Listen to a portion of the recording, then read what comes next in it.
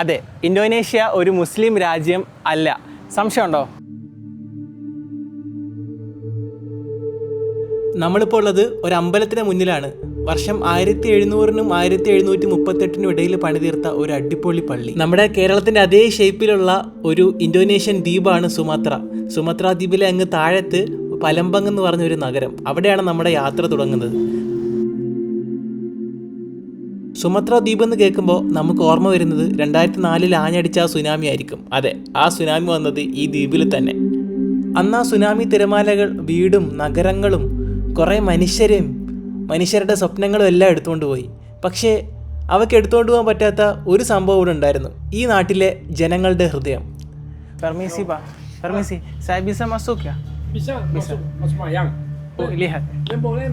മനുഷ്യരോടുള്ള സ്നേഹം, ഒരുമിച്ച് നിൽക്കുന്ന മനോഭാവം, അതൊന്നും ആ ദുരന്തത്തിന് തകർക്കാൻ കഴിഞ്ഞില്ല. അതുകൊണ്ടാണ് ഇന്ന് വരെ ലോകം ഇന്തോനേഷ്യക്കാരെക്കുറിച്ച് പറയുമ്പോൾ വളരെ വിനയമുള്ള ആളുകൾ എന്ന് പറയുന്നത്. ഇന്തോനേഷ്യയെക്കുറിച്ച് പലർക്കും ഒരു തെറ്റിദ്ധാരണ ഉണ്ടാവും. ലോകത്തിലെ ഏറ്റവും വലിയ മുസ്ലിം രാജ്യം, അതാണ് ഏറ്റവും വലിയ തെറ്റിദ്ധാരണ. ലോകത്തിലെ ഏറ്റവും കൂടുതൽ മുസ്ലിം ജനസംഖ്യ അതിവിടെയാണ്. ജനസംഖ്യയിൽ 87% മുസ്ലിംസാണ്. അതുകൊണ്ട് ഇതൊരു മുസ്ലിം രാജ്യം ആവുന്നില്ല. ക്രിസ്ത്യാനികൾ 10%, ഹിന്ദു സമൂഹം 2%, ബുദ്ധമത വിശ്വാസികൾ മറ്റു മതക്കാരും ഈ രാജ്യത്തിൻ്റെ ഭാഗമാണ്.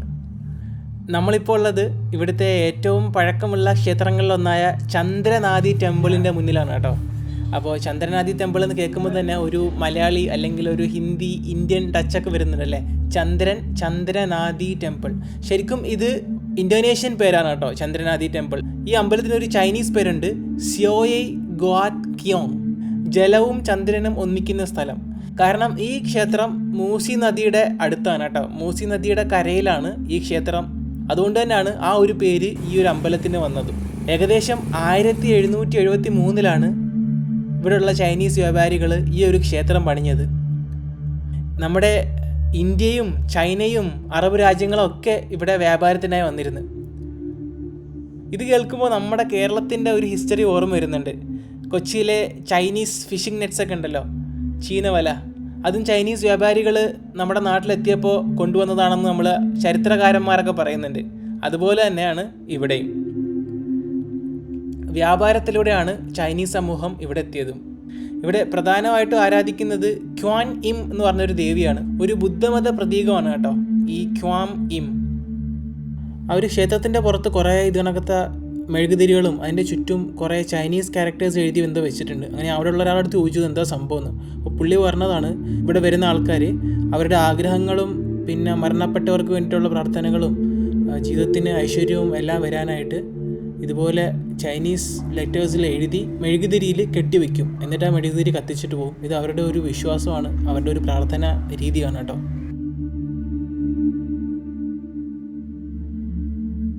അമ്പലത്തിൻ്റെ ഫ്രണ്ടിൽ ഒരു പുള്ളിക്കാരൻ ഒരു റെഡ് ടീഷർട്ടൊക്കെ ഇട്ടിട്ട്, എനിക്ക് തോന്നുന്നത് ഇവരുടെ യൂണിഫോം ആണെന്ന് തോന്നുന്നു. എല്ലാവരും റെഡ് ടീഷർട്ടാണ്.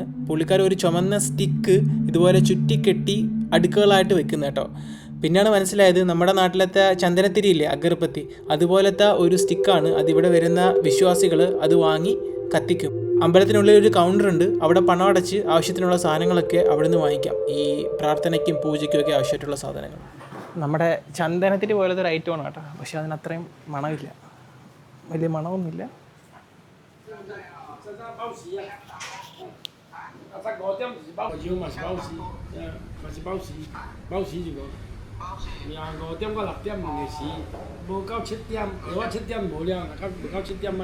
ആള് സംസാരിക്കുന്നത് ഇന്തോനേഷ്യൻ ഭാഷ അല്ല കേട്ടോ, ചൈനീസാണ്.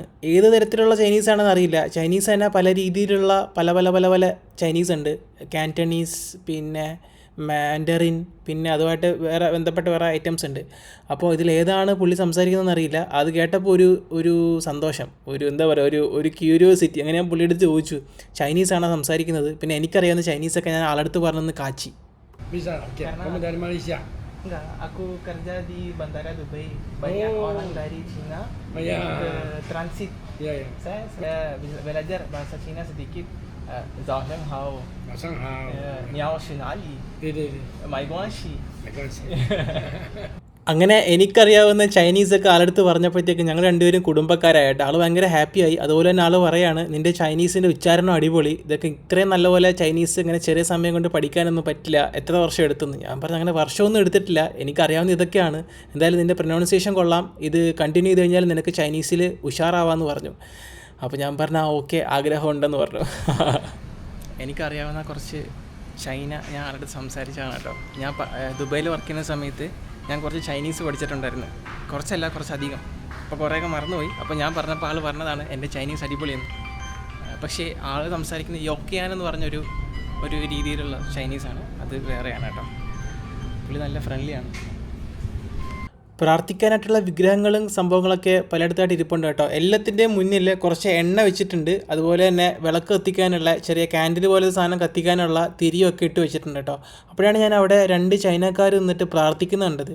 മറ്റേ ചന്ദനത്തിരി നേരത്തെ ഇവിടുന്ന് തന്നെ വാങ്ങിച്ച് ചന്ദനത്തിരി കത്തിച്ചിട്ട് അതിങ്ങനെ പൊക്കി പിടിച്ചിട്ട് അതിൻ്റെ ഫ്രണ്ടിൽ നിന്ന് പ്രാർത്ഥിക്കുകയാണ് കേട്ടോ അവർ.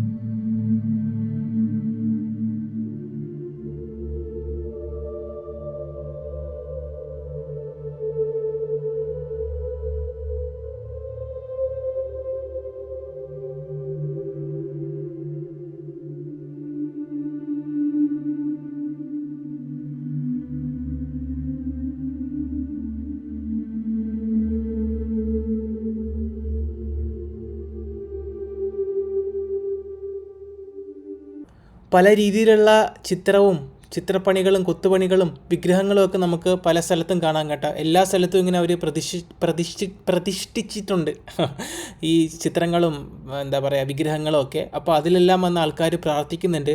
അവർക്കതിനൊരു സ്റ്റെപ്പ് ഉണ്ടെന്നാണ് തോന്നുന്നത്. അപ്പോൾ ആദ്യം ഇന്ന സ്ഥലത്ത് പോയി ഇന്നത് ചെയ്യുക, അതിനുശേഷം ഇന്നത് ചെയ്യുക, അങ്ങനെ ഒരു പ്രോസസ്സാണ് അവരുടെ പ്രാർത്ഥനയുള്ളത്. അതിപ്പോൾ എനിക്ക് പുറത്തുനിന്ന് നോക്കിക്കഴിഞ്ഞാൽ മനസ്സിലാവില്ല, പക്ഷേ അത് കറക്റ്റായ രീതിയിലാണ് അവർ ആ ഒരു പ്രാർത്ഥന നടത്തിക്കൊണ്ട് പോകുന്നത് കേട്ടോ. ഇതും അതുപോലെയുള്ള ഒരു വിഗ്രഹമാണ്. അപ്പോൾ അതിന് മുകളിൽ ആ ഒരു വിഗ്രഹത്തിൻ്റെ പേര് എഴുതി വെച്ചിട്ടുണ്ട് കേട്ടോ. ചൈനീസിലും എഴുതി വെച്ചിട്ടുണ്ട്, പിന്നെ ഇംഗ്ലീഷ് ലെറ്റേഴ്സിലും എഴുതി വെച്ചിട്ടുണ്ട്.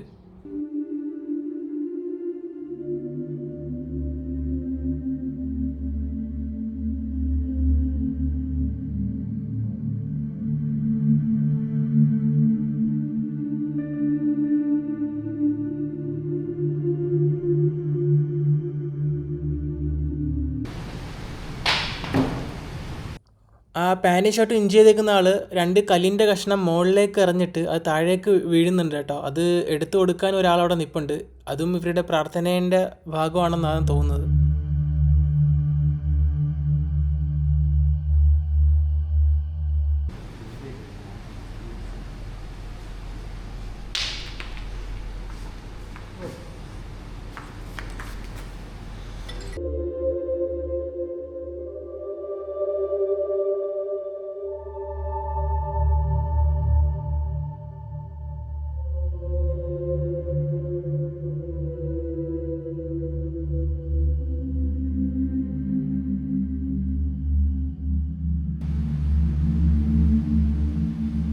ഇതാണെന്ന് തോന്നുന്നു കേട്ടോ ഈ ക്ഷേത്രത്തിലെ പ്രധാന പ്രതിഷ്ഠ.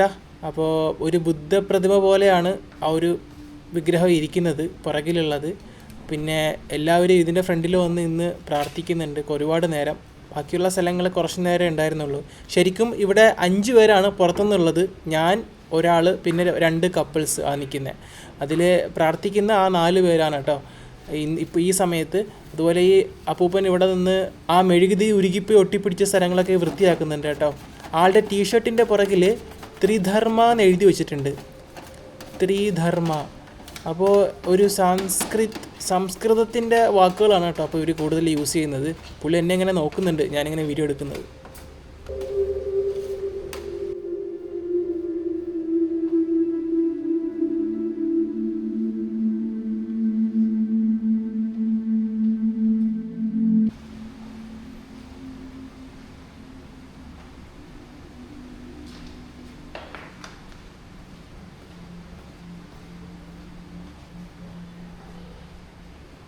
പിന്നെ ഞാൻ കണ്ടൊരു സംഭവമാണ് ഇവിടുത്തെ കലണ്ടർ, അതും ചൈനീസിലാണ് കേട്ടോ. അപ്പോൾ 10 സെലാസ, 10-ാം തീയതി സെലാസ എന്ന് വെച്ചാൽ ചിലപ്പോൾ ഈ മാസത്തിൻ്റെ പേരായിരിക്കും.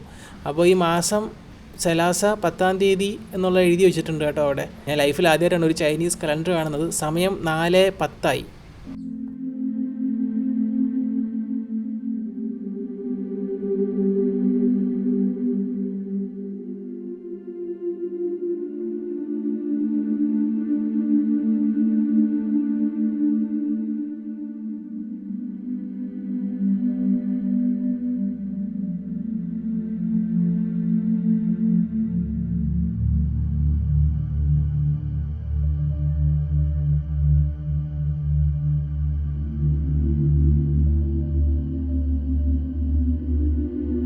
ഈ ഇരിക്കുന്ന കുപ്പികളിലെല്ലാം ആ തിരി കത്തിക്കുന്ന, വിളക്ക് കത്തിക്കുന്ന എണ്ണയാണ് കേട്ടോ. ആ പാൽ കുപ്പി കണക്കത്തെ പാൽ ഡപ്പ പോലത്തെ ഒരു പാട്ടുണ്ടല്ലോ, അതിനകത്താണ് എണ്ണ നിറച്ച് വെച്ചിരിക്കുന്നത് കേട്ടോ. ആ പൈപ്പിലൂടെ എണ്ണ ഇറ്റിറ്റ് വീഴുന്നുണ്ട്. ഇവിടെയുള്ള ആൾക്കാർ ഈ എണ്ണയും എന്തോ ഒരു ദൈവികതയുള്ള, ഒരു പ്രാധാന്യമുള്ള ഒരു എണ്ണയായിട്ടാണ് കാണുന്നത്. ചിലപ്പോൾ അതിന് മരുന്നിൻ്റെയൊക്കെ ഉള്ള ബെനിഫിറ്റ് ഉണ്ടെന്നായിരിക്കും വിശ്വസിക്കുന്നത്. അതും അവർ വാങ്ങിച്ചിട്ട് പോകുന്നുണ്ട് കേട്ടോ. പിന്നെ ഈ ഒരു അമ്പലത്തിന് കിട്ടിയ അംഗീകാരങ്ങളും എല്ലാം ചുമരിൽ ഇങ്ങനെ തൂക്കിയിട്ടുണ്ട്. അതിൻ്റെ ഫോട്ടോസും സർട്ടിഫിക്കേഷൻസും കാര്യങ്ങളൊക്കെ ചുമരിൽ തൂക്കി വെച്ചിട്ടുണ്ട്.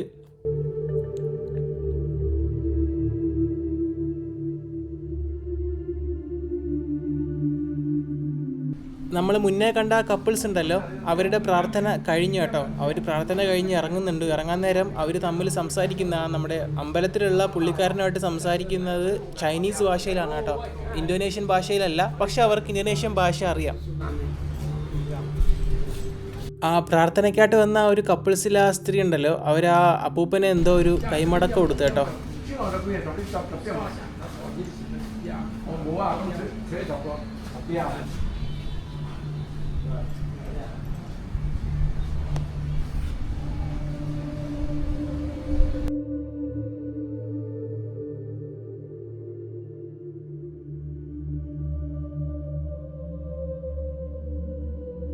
ക്ഷേത്രത്തിൻ്റെ കൺസ്ട്രക്ഷൻ അടിപൊളിയാണ് കേട്ടോ. ഒരു അകത്തളമുണ്ട്, അതുപോലെ തന്നെ തൂണുകളെല്ലാം കോൺക്രീറ്റും പൈപ്പുകളെല്ലാം ഇരുമ്പുമാണ്. അപ്പോൾ നമ്മുടെ മനോഹരമായ ഈ ചൈനീസ് ക്ഷേത്രത്തിൽ നിന്ന് ഇറങ്ങാനുള്ള സമയമായി. നല്ല അടിപൊളി ഒരു എക്സ്പീരിയൻസ് ആണ്. കാര്യം ലൈഫിൽ ആദ്യമായിട്ടാണ് ഞാനൊരു അമ്പലത്തിൻ്റെ ഉള്ളിൽ കയറുന്നത്, അതും ഒരു ചൈനീസ് അമ്പലം. അപ്പോൾ ഇന്തോനേഷ്യയിൽ വന്നിട്ട് ആ ഒരു ആഗ്രഹം സാധിച്ചു. അപ്പോൾ അടുത്ത എൻ്റെ സ്റ്റോപ്പ് ഒരു കാത്തലിക് ചർച്ചാണ് കേട്ടോ. പലംബങ് നഗരത്തിലെ തന്നെ ഏറ്റവും പ്രധാനപ്പെട്ടതും ഏറ്റവും വലിയ ഒരു കാത്തലിക് ചർച്ചിലേക്കാണ് നമ്മുടെ അടുത്ത യാത്ര. അപ്പോൾ അങ്ങോട്ടേക്ക് പോകാനുള്ള ഗൂഗിൾ മാപ്പ് ചെക്ക് ചെയ്യുകയാണ്. അപ്പോൾ നമ്മുടെ ഈ അമ്പലത്തിൻ്റെ അടുത്ത് തന്നെയാണ്, 10 മിനിറ്റേ ഉള്ളൂ നമുക്ക് അവിടെ എത്താൻ കേട്ടോ. ചെറുതിലായിട്ടുള്ള ഒരു പേടിയാണ്, നമ്മൾ എവിടെയെങ്കിലും പോയിട്ട് വണ്ടി പുറത്ത് വെച്ചിട്ട് ഉള്ളിൽ കയറി കഴിയുമ്പോൾ തിരിച്ചു വരുമ്പോഴേക്ക് വണ്ടി അവിടെ ഉണ്ടാവും എന്നുള്ളൊരു പേടി. അതിപ്പോൾ പണ്ട് സൈക്കിളിൽ പള്ളിയിലൊക്കെ പോകുമ്പോൾ നിസ്കരിക്കാൻ പോകുമ്പോഴും അത് കണക്കാണ് അവസ്ഥ. നിസ്കരിച്ച് സുജൂദിൽ ഇങ്ങനെ എത്തി നോക്കും പുറത്ത് എൻ്റെ സൈക്കിൾ ഇരിപ്പുണ്ടോ, അത് ആരെങ്കിലും കൊണ്ടുപോയെന്ന്. ഇപ്പോഴും അത് മാറിയിട്ടില്ല. എന്തായാലും പുറത്തിറങ്ങിയപ്പോൾ സ്കൂട്ടർ അവിടെ ഉണ്ടായിരുന്നു, അപ്പോൾ ഹാപ്പിയായി. അവിടെ നേരെ പോയത്, അവിടെ നമ്മുടെ മൂസി നദിയുടെ നദിക്കരയിലിരുന്നു കൊണ്ട് നമ്മൾ പുറത്ത് കുറച്ച് നേരം അവിടുത്തെ കാഴ്ചകളൊക്കെ ആസ്വദിച്ച്. ആ കാണുന്ന അംബേര ബ്രിഡ്ജിലൂടെയാണ് നമ്മുടെ അടുത്ത യാത്ര. കാത്തഡ്രലിലേക്ക് പോകേണ്ടത് ആ അംബേര ബ്രിഡ്ജിന് കുറുകിലൂടെയാണ്. അപ്പോൾ അംബേര പാലത്തിന് കുറുകെ പോകുമ്പോഴത്തേക്കും ശരിക്കും ഒരു പ്രത്യേക ഫീലാണ് കേട്ടോ. കാര്യം ഈ പാലം ഒരു ഈ പാലം രണ്ടായിട്ട് പിളരുമെന്നല്ല, രണ്ടായിട്ട് തുറക്കുമായിരുന്നു വലിയ കപ്പലുകൾ കടന്നു പോകാനായിട്ട്. ഇപ്പോൾ അതൊന്നും പോകുന്നില്ല. അപ്പോൾ പണ്ടത്തെ ഒരു തന്ത്രപ്രധാനമായ സ്ഥലമായിരുന്നു ഈ ഒരു അംബേര പാലവും മൂസി നദിയും ഒക്കെ. അങ്ങനെ നമ്മൾ നമ്മുടെ ചർച്ചിൻ്റെ അടുത്തെത്തി. ഈ വലതുവശത്ത് കാണുന്നത് മെട്രോ സ്റ്റേഷനാണ് കേട്ടോ. പലംബങ് ഒരു മെട്രോ സിറ്റിയാണ്. അതിൻ്റെ ഫ്രണ്ടിൽ കാണുന്നത് മെട്രോൻ്റെ ഫ്ലൈ ഓവറാണ് കേട്ടോ.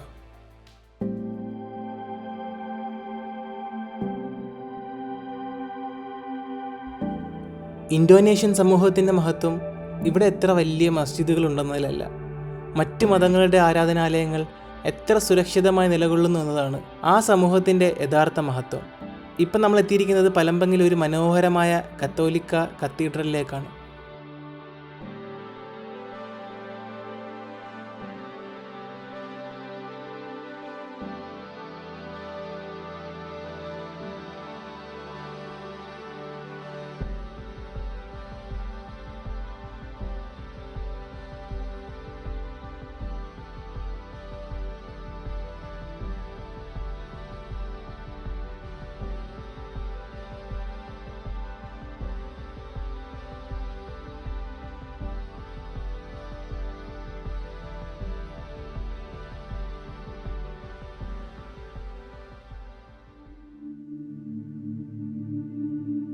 1954 ഈ പള്ളി നിർമ്മിക്കപ്പെട്ടത് ശരിക്കും.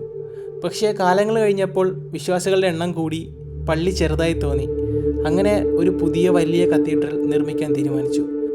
2017 നിർമ്മാണം ആരംഭിച്ച ഈ ചർച്ച് 2023 കംപ്ലീറ്റ് ആയത്.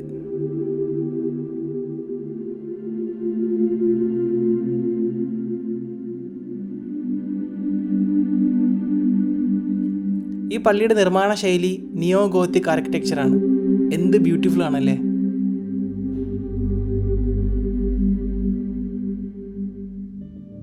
ആ നിറങ്ങളുള്ള ഗ്ലാസ്സിൽ സൺലൈറ്റ് വന്ന് പതിച്ചിട്ട് അത് സ്കാറ്റേർഡായി ഉള്ളിലേക്ക് വരുമ്പോൾ എന്ത് രസമല്ലേ കാണാൻ.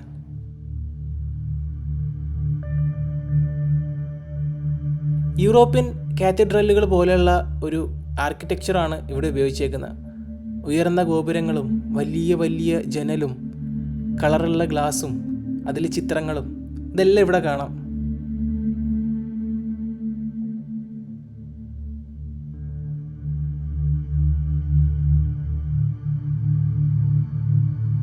അകത്ത് കയറുമ്പോൾ തന്നെ ഒരു വലിയ പീസ് നമുക്ക് ഫീൽ ചെയ്യാൻ പറ്റും.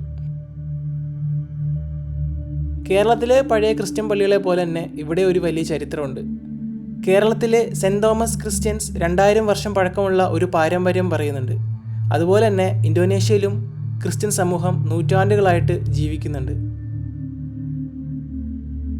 ഭയങ്കര ബ്യൂട്ടിഫുൾ ആയിട്ടുള്ള ഒരു ആർക്കിടെക്ചർ, ഒരു കൺസ്ട്രക്ഷനാണ് കേട്ടോ ഈ പള്ളീൻ്റെത്.